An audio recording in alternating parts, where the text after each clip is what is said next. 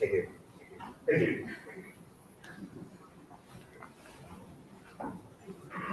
Wow, it's dark in here. That's a little bit better.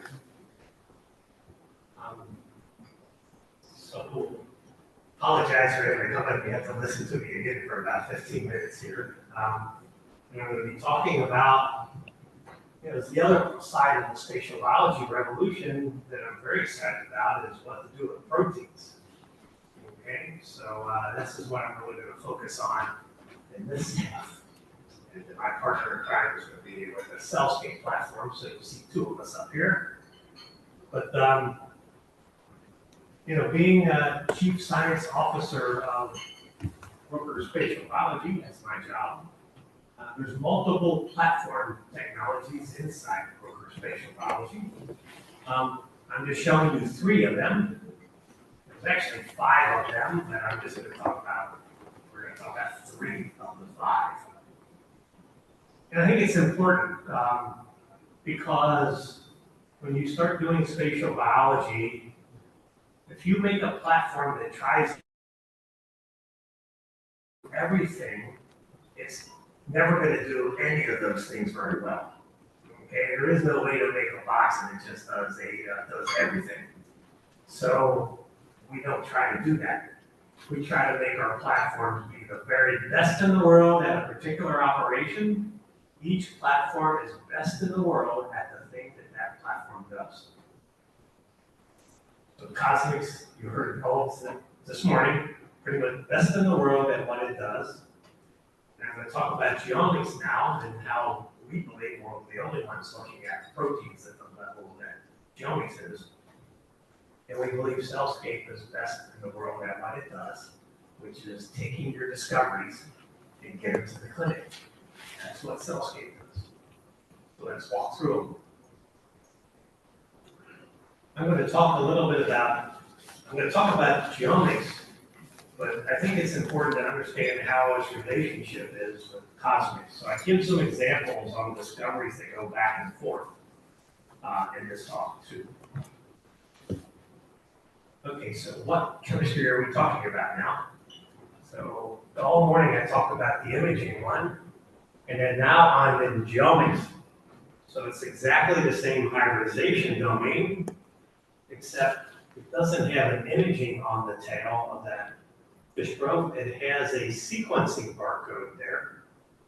And that hexagon is a photocleavable linker that gives us our spatial resolution. Let me remind you how that works. Okay? So that's what non-small cell lung cancer looks like, looking at a particular core. And you see the green cells are sort of the tumor. It's the pan-side keratin marker. We got yellow markers for immune. We got a blue marker here for CD68. And then you got all the non-immune cells in there. And I want to do high-resolution spatial profiling of those different classes of molecules and classes of cells in that particular tumor. So the way that works, remember our reagents have sequencing barcodes with a photocleavable linker on them. Okay? So in the back of a genomics instrument, there's actually 2 semiconductor chips. And these chips have little tiny mirrors on them. About 1 million mirrors on these little tiny semiconductor chips. So when I take a picture like this, and I say, okay, I'm going to stain that slide with 1,200 antibodies. 1,200 of them, okay? And then, you know what? I just want to see of those 1,200 antibodies, who is on a macrophage. Okay, it's easy to do. I took that picture. I find every macrophage in the sample. All those little light blue spots you see are macrophages. That semiconductor chip changes the mirrors so that when I shine light, that's going to take those photocleavable barcodes off of the antibodies. It shines light only on the blue cells in there. So 1 million mirrors automatically find every one of those blue cells. They change their deflection pattern, and I come in with a little UV light, comes in off the bottom of the mirrors, it shines up onto the tissue slice, and it only touches with single cell resolution all the blue cells. So what happens then is the sequencing barcode comes off the antibody right into the water layer right above the tissue. I drink that up with a little microcapillary straw, and I put it into a 96 well plate that's on the instrument. So the information that's carried by that is the information is how many of each of the 1,200 antibodies were on that particular macrophage or those particular macrophages, and it's all sitting in a microtiter plate well. I sequence it. The sequence tells me exactly how many counts were associated with all those 1,200 targets. I got a high resolution image. And I got a spatial image of 1,200 antibodies on just the macrophages. Then the mirror spins around. It'll look at the tumor cells, do the same thing. Of those 1,200 antibodies, how many are on tumor cells? Each operation takes about 45 seconds.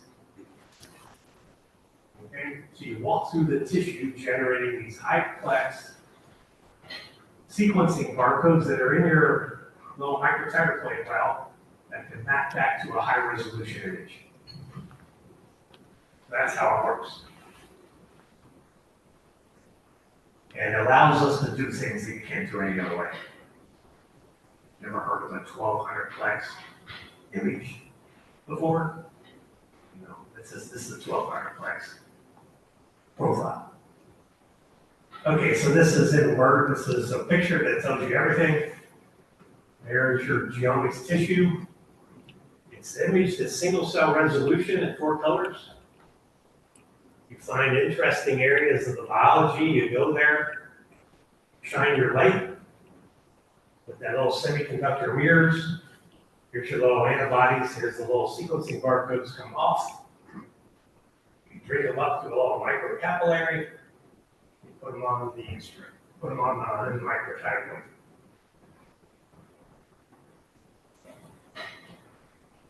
Okay, this is something sometimes people don't understand about organs of the body. Is that, okay, let's say you're studying pancreas or a kidney as an example. Well, let's see, the pancreas, well, let's do the one over there, the kidney. See those little round things in there? If you see the round, those are like a lot of myriali of the kidney. One of the keys where a lot of interesting biology happens right there. So you take a slice, about 5% of the surface area of the tissue is going to be a glomerulus. But you want to study that. If I just lay it onto an array, 95% of the data doesn't have anything to do with the glomerulus, it's all the other stuff. Genomics allows you to focus on those particular areas that you really are interested in understanding the biology, and you do a whole transcriptome or high-plex protein profiling of those unique histological subfeatures. Here's a pancreas, same thing. The islets in the pancreas represent about 5% of the surface area, but you just want to measure those, you're profiling. If you're in the brain, similar kind of things. So it allows you to focus on the key structural features of the tissue you want to examine. And just to give you a real life example of one of those, let's take this is a pancreas. Each one of those little things with a white line around it is an islet. An islet's about 50 to 100 microns in size, and it's full of a bag of cells of different types. Key 2 types are called alpha cells and beta cells. So genomics will go right into something like that. And then it'll see that mixture of alpha cells and beta cells, but I want my pure signal on just the alpha cells, and I want them just for the beta cells. Life does that easily.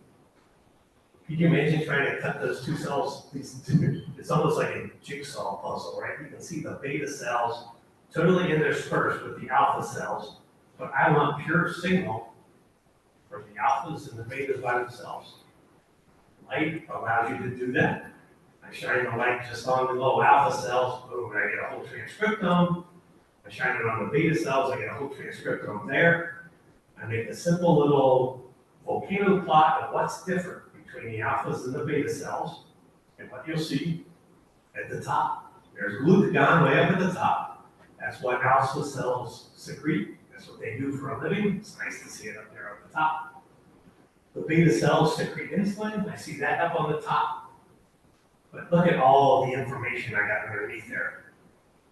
All these markers and all these pathways that will give you a early diabetes, metabolically healthy but obese people. They all have changes in those areas because it's affected by that island and how sugar's regulated there. So it's a very nice tool for doing things like that. You're looking at the functional unit of an organ and how it works in situ without dissociating it, just letting it be there, and you're using light to dissect the different cell types away from each other.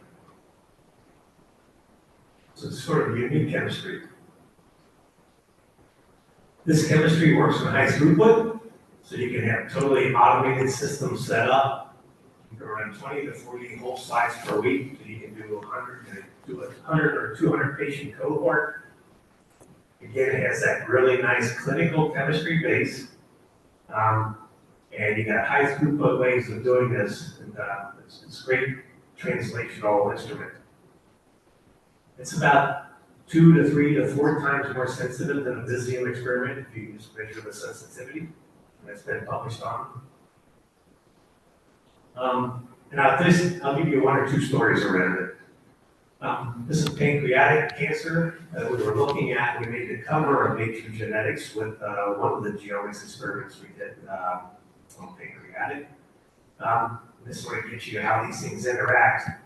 Now, we made the cover of Nature Genetics on the first genomic study we did like this in the pancreas, and then followed that up with a cosmic study that also went into Nature Genetics. And they all answered sort of different questions. This thing asked how the pancreas functions, and this thing answered how the individual cells communicate with each other to function. I'll give you one example of how you sort of play a spatial study inside genomics. And I emphasize that the field's only 6 years old, okay? So you can sort of have fun in a field like this by just being brave enough to explore everything you read in the textbook. Just say, it may be true, it may not be true. I'm going to test it. This gives you an example. I did this experiment inside. There's a lymph node, and if you ever talk to any pathologist, they're going to tell you the lymph node germinal center's got a light zone and a dark zone. They can see it with their eyes. Okay? And there's all this biology that you can read in the textbook that what happens in the light zone, what happens in the dark zone. And I said to myself, well, I don't know. I don't believe.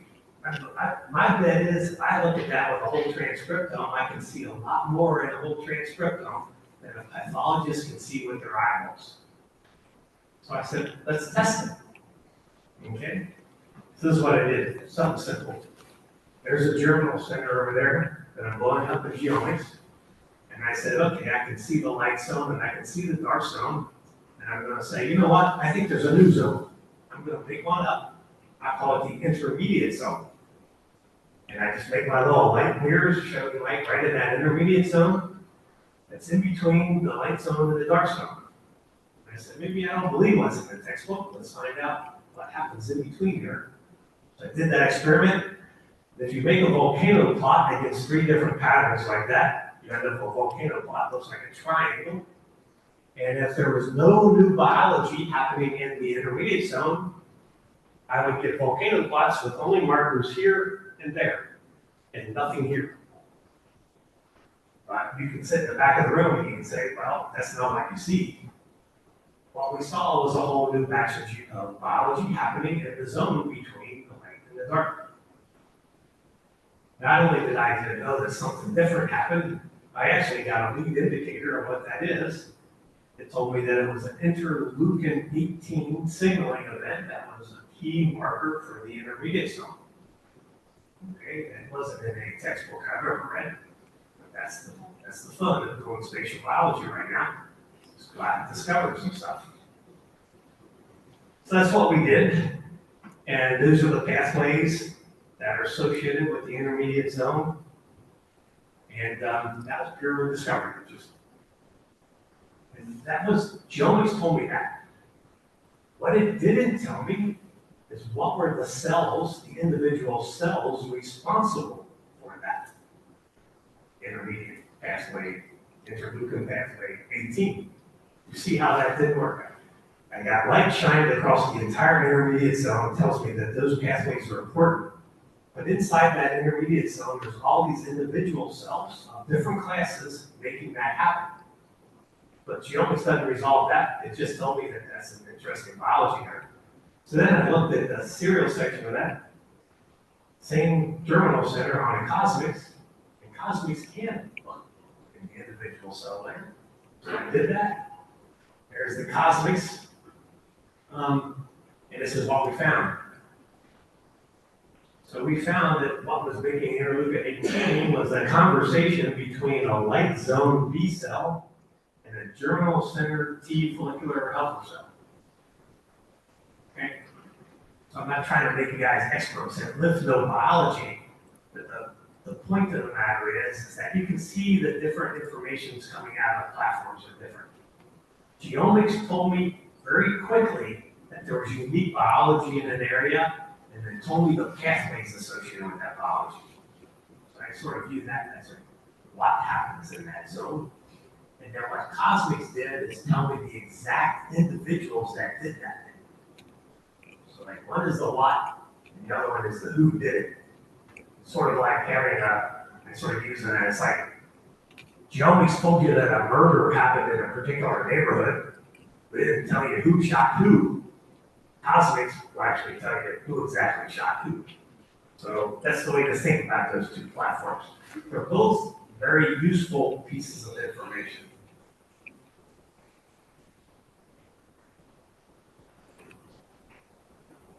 Okay, so let's talk about something. Let's do something with genomics that nobody else in the world can do. And that there's some unique aspects associated with that chemistry. So multiomics, it's very good at multiomics. And look at the protein plex. The very first protein plex I did on that instrument was 570 plex. Okay? 570. No one was looking at plexities of antibodies at that level when we did that. It's kind of embarrassing, you know, people don't think about it. Why are we imaging 20,000 RNAs? Why am I only doing 50 proteins or 100? It shouldn't be that way. We should get the proteins up there too. So this is the start. We did 570. This is a human embryo you're looking at, 8-week-old embryo. So you can watch how the proteins move through an entire human body. We're doing a whole transcriptome, so sometimes the protein matches the RNA, like you see over on the left-hand side, beautifully. Like about 40 or 45% of the time, that's what you see. It doesn't matter which one you measure. And then you get a whole bunch of cases where the protein doesn't match the RNA. And then you get cases where the post-translational modification takes the protein somewhere totally different. So look at the RNA of HSPB1. I mean, down here thinking it's in the heart, something happening in the heart. Not in the heart at all. It's really getting expressed protein-wise up in the brain. And then what happens when the protein gets phosphorylated? The whole thing moves. The phosphorylated is right here in the caudal region of the pericardium of the heart. So just think about it. If you didn't have all those layers of information, you may be studying the wrong organ for what the thing is doing. You don't know what the different multiomic aspects of that protein is. So that's another motivation that multiomics is important. And now let's try to bring protein up to a higher level than 570. Okay, all these are the reasons. I don't get to convince you of them, right? That's important. And if you look, so we're going to go over 1,000. I'm going to show you data in 1,200 proteins in space. Okay, and you ask yourself, what other system measures 1,200 proteins in space? in a multiomic fashion in the world, there's only one. Okay, that one right there that's geomics. Same slide, whole transcriptome, and 1,200 proteins on one 5-micron section. Only thing in the world that does that. And it brought me back to the roots of when I first started doing geomics. This is the very first clinical trial sample we ever measured on geomics in my lab in Seattle before they were launched. I was interacting with MD Anderson. This was the first clinical trial. This is checkpoint inhibition on melanoma. And they wanted to know why did some people respond to checkpoint inhibition and why didn't, why a whole bunch didn't. And that's the very first volcano plot we ever did. And when I showed that to the people at MD Anderson, they looked at me over the little Zoom meeting I was doing, and they said, Beechem, yeah, your microscope must be broken. Interesting. Why? Oh, you got B-cell markers associated with response to checkpoint inhibition in melanoma, and we know from my mouse studies there ain't no B-cell component to it. I said, well, okay, maybe my microscope is broken, but maybe it's not. So we looked at the images associated with those melanomas, and we discovered something. Those B cells were in there. They were in the melanomas in a unique histological substructure that's called the tertiary lymphoid structure, TLSs. And when we made that discovery in 2019, nobody was talking about TLSs. Nobody even knew what the heck they were. Here they were the most predictive feature to response. And you can see that's not a single marker gene, it's not a single RNA, it's a histological substructure that predicts response. And we got that published in Nature Medicine right away, and then the Nature Medicine paper sent me a note back and said, if you guys powered that study up to a couple hundred patients and it still worked, we put it in Nature. So we did that. And about 3 weeks of work on the geomics, we turned that thing around, and we ended up with back-to-back papers in Nature in January 2020. And now there's whole drug companies that do nothing but develop drugs that enhance mature formations of tertiary lymphoid structures in tumors now. But this is the whole story about why proteins important sometimes. And that's a great example. MD Anderson wanted me to take the B-cell markers out of my panel. I was like, I know. I'm sure glad I didn't do that because we had missed the whole discovery. So we got a little bit bigger than 55. We went to 71, and we found the CD44 marker. These are all geomics cases now, published on that. We went to 570 plex to see more things. And to give you an idea, you basically see 300 proteins in tissues no matter where you look. That's the great thing about proteins. They do double duty in all the different organs of the body in general. And now look what it looks like when you're in a clinical trial study. This is head and neck cancer profiled using 570 proteins at a time. And look at this beautiful dynamic range of signal you're getting across the patient cohort of head and neck cancer. We can stratify patients on the responders and non-responders off of this data. We can generate understanding of the mechanism behind that, all with one simple panel. This is published on, so if you want to take a look at it, check that out. One thing I liked is that we're not imaging those proteins. I'm counting barcodes. So some people will say, well, is it real? So in this particular case, it's great. They took their key biomarkers, made them fluorescent, and then imaged them, and it absolutely validated everything I saw at the sequencing barcode level, which is good. Okay. So even though you don't have to, you'll never see a 570 plex image, but 570 plex sequencing barcode is easy and quantitative. Dynamic range is about 10 to the 6th. Okay, these guys were brave. I talked to you about that chemistry was designed for archival hospital grade tissue, right? They said, well, could we make it work on museum quality samples? So they scoured the European continent. They found soldiers that died in 1918 during World War I from the Spanish flu. And their lungs are sitting in jars in Europe. And they've been that way for 100 and some odd years.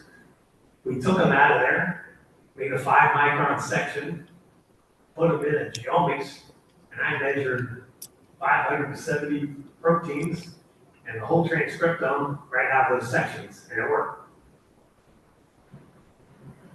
That's museum quality, 1918. Look at this little plot in the middle, that's the PCA graph. All I did was take the 570 plex protein and just did PCA analysis, and they have 3 clusters. There's 3 clusters. Okay? Okay, wonder what those things are. The pathologists looked at those lungs. Pathologists are pretty good. They can reread a museum quality. They said, you know, those patients didn't all die from Spanish flu. They died from 3 separate diseases. You're in 1918 and you're a cold soldier, you die from a lot of things. One of those things is Spanish flu. The other one is pneumonia. And the third one is some kind of disease I don't even know how to pronounce. I want to try. But you can see, I didn't need anything. The information content from 570 proteins was enough to classify all of them and find the origin of how they died. And it was 1918 sample.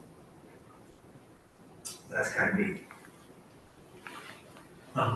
Sometimes it's the phospho patterns of proteins that discriminate. In this particular case here, breast cancer, it's the phospho term that was able to differentiate between these different disease states.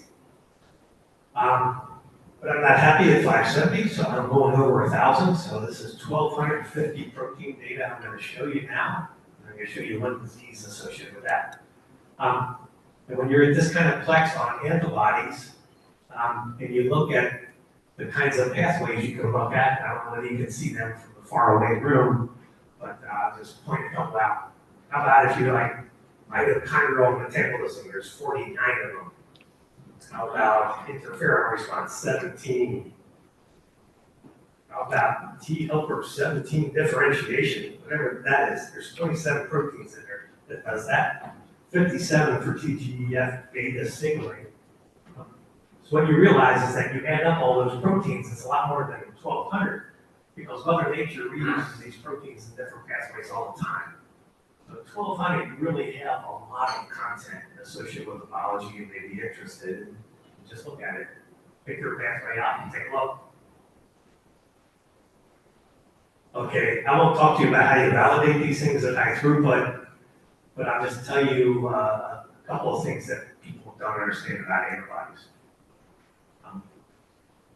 All of the antibodies we use are highly validated 1-plex for immunohistochemistry. We do this work with a company called Amcam. And what you find is that if somebody gives me a 1-plex antibody that's IUC grade and is validated, I can put it into a big panel with almost never a failure. People say, well, you can't put all these antibodies together and get signals out of them. They're wrong. Simple as that.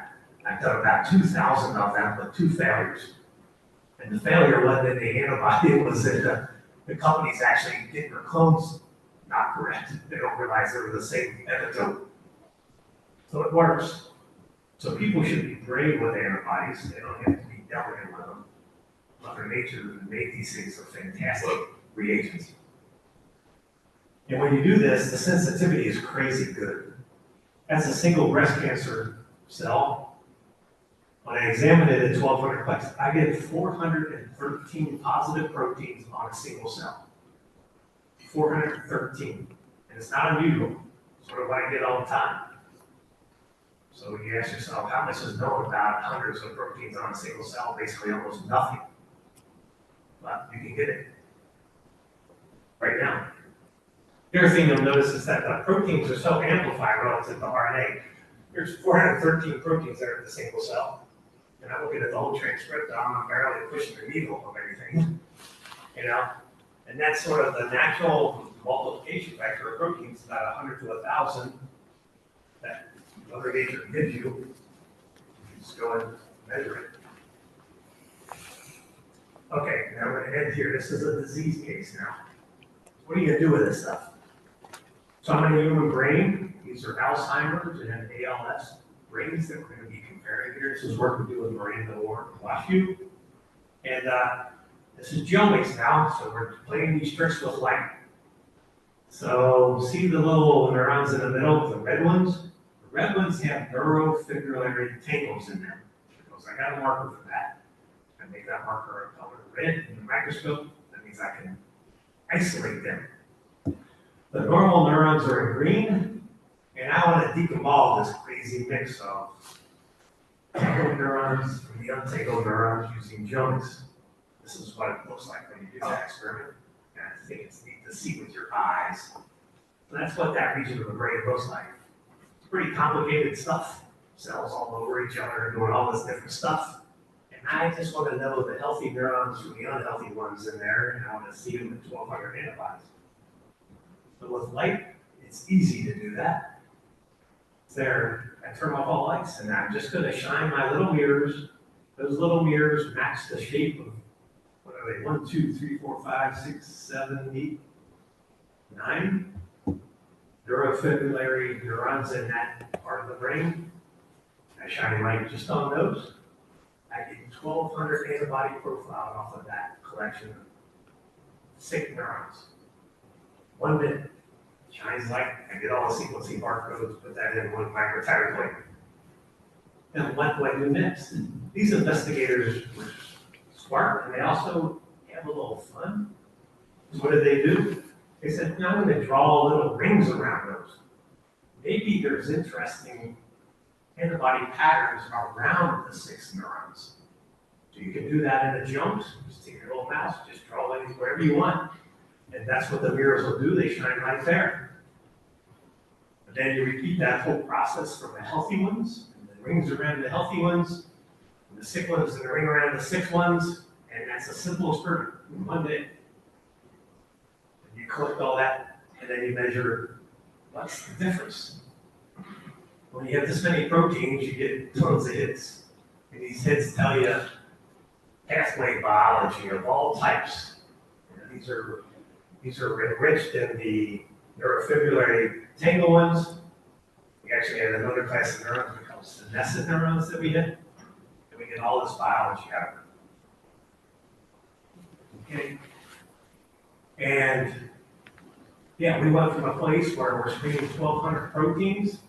We get that information. It was literally 2 weeks to 4 weeks worth of experimentation.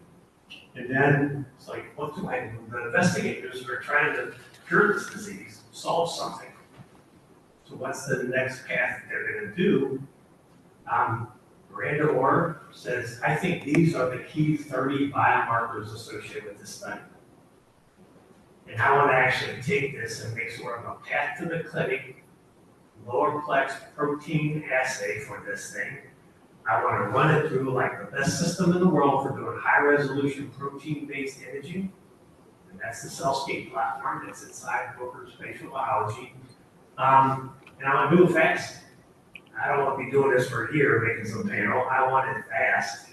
And that's what CellScape does. So we took these biomarkers, and I'm going to bring Oliver up here. So just to remind you what we did, I did a whole bunch of stuff where genomics and cosmics are talking to each other.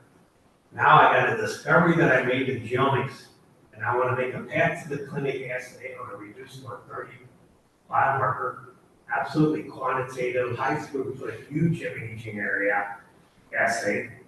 So we take 30 biomarkers and then we hand it to my partner in crime that runs R&D for the CellScape platform, and we see how that works. Oliver's going to tell you how it works. Come on up, Oliver, thanks.